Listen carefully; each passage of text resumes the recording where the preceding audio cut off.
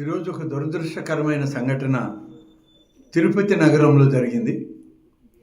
మరొక 24 గంటల్లో ప్రారంభం కాబోతున్నటువంటి ముక్కోటి ఏకాదశి ఉత్సవాలు శ్రీ వెంకటేశ్వర స్వామి సన్నిధిలో భక్తుల యొక్క తమ దర్శనార్థం ఎంతోమంది లక్షలాది మంది ఇవాళ రేపు స్వామివారి దర్శనానికి తరలి రావడం జరుగుతుంది.